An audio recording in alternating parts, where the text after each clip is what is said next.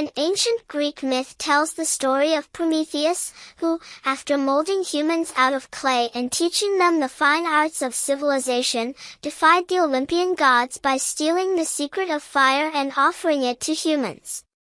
Prometheus paid dearly for this act of transgression that doted humankind with unprecedented technological know-how, ultimately transforming their condition into one of great power.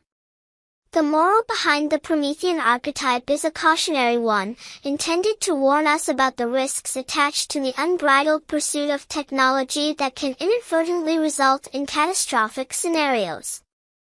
The Prometheus myth underscores not only the formidable power that individuals may come to possess by defying authority in the quest to develop science and technology, but also suggests that anyone who does so will suffer the consequences.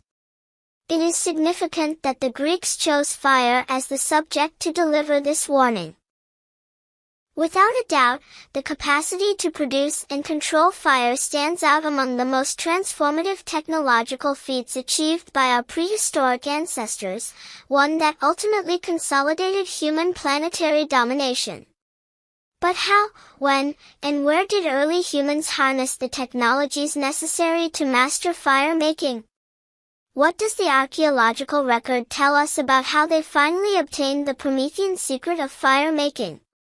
Like other milestones marking the human evolutionary pathway, like perfecting stone axes or mastering advanced hunting practices, the know-how required to make, use, and control fire evolved progressively, encouraged by human ingenuity and, probably also, by trial and error.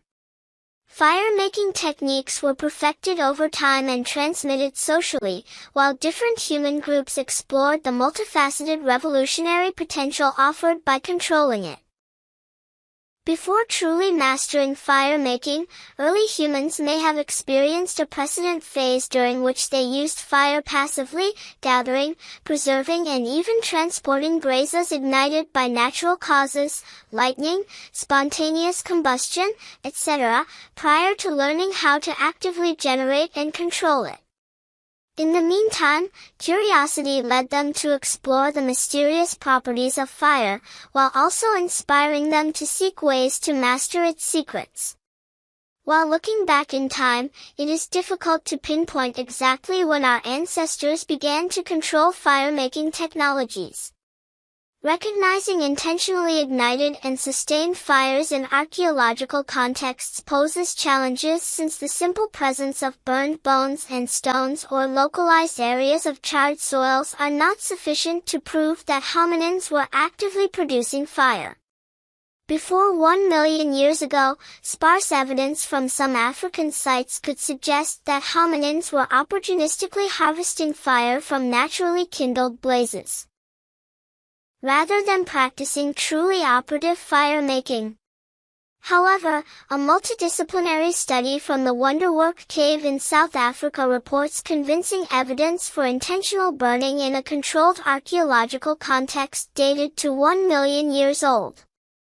While such early signals of fire-making are rare and difficult to recognize and interpret, globally, the ability to set fire at will is heralded as a major groundbreaking accomplishment attributed to the Homo erectus lineage who lived during the Lower Paleolithic period. This group of hominins is known to have produced an impressive array of tools belonging to the so-called Acheulean industrial complex that emerged in Africa 1.75 million years ago. Fire-making is not the only groundbreaking achievement marking the 1.4 million year-long reign of the Acheulean peoples. Throughout this time, hominins invented and came to master highly complex technological achievements, documented archaeologically in the form of stone and bone tools. These technologies facilitated the expansion of H. erectus populations into Eurasia, where they continued to perfect and diversify the toolkits that afforded them adaptive advantages, improving their ability to multiply and flourish. Aside from their broadening cultural repertoire, parallel processes of social development more difficult to recognize in the archaeological record were also taking place. Rising demography is manifest in both Africa and Eurasia from the exponential increases in the number, density, and variety of archaeological sites, a phenomenon that must in turn have generated more frequent interpopulational encounters, assuring reproductive viability and offering opportunities for cultural transmission at various levels. Acheulean hominins began to organize themselves into functional collective units that allowed them to more effectively share and exchange their newfound skills, a strategy that would ultimately favor their survival. It is only after the 1 million year mark that the global repercussions of the consolidation of fire-making technologies become more clearly visible in some archaeological contexts outside of Africa.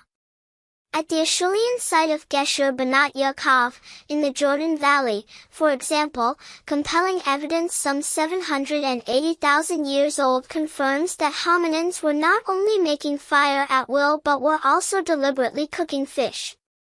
Meanwhile, as far away as China, but in a similar time frame 800,000 to 600,000 years ago, there is proof in the famous multi-leveled Acheulean cave site of Zuccotian that individuals belonging to an Asian strain of H. erectus were also successfully experimenting with controlled burning in occupational settings.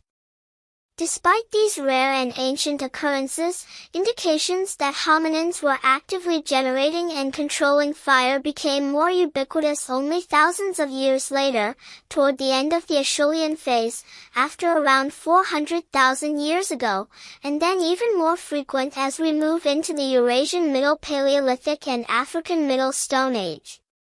Technological and behavioral diversity multiplies exponentially from this time forward, as toolkits differentiate to form complex formal manifestations of culture. Importantly, dwellings become recognizable provisioned home bases, where hominins returned regularly over many generations. For the first time, organized living spaces can be identified within base camp settings that were structured around easily recognizable combustion structures, or hearths. So, while H. erectus is credited with initiating the fire-making revolution sometime during the early phases of the Acheulean, it is only much later that the pre-Neanderthals and other forms of pre-modern and modern Homo thriving in Eurasia at the end of this period began to more intensively experiment with the enormous potential offered by the Promethean gift of fire.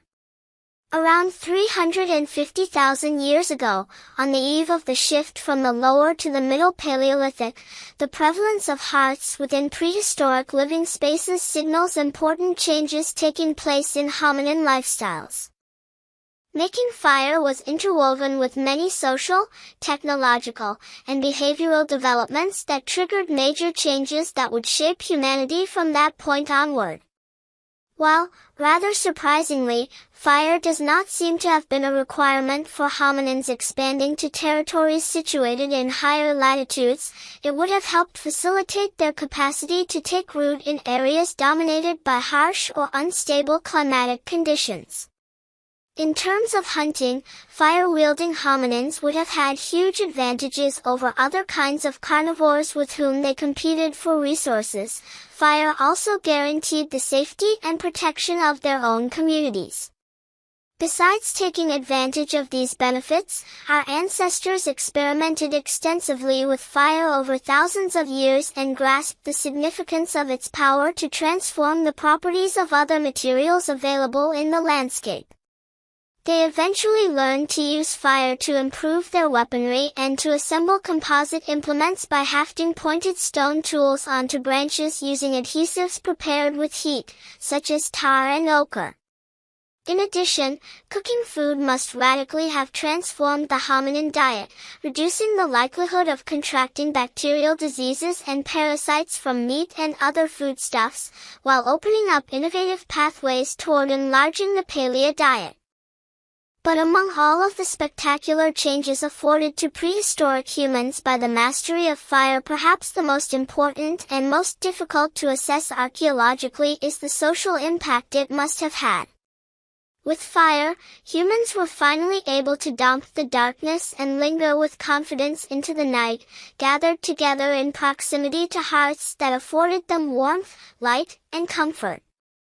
This leads us to postulate a variety of socially related activities, like storytelling or other communal rituals.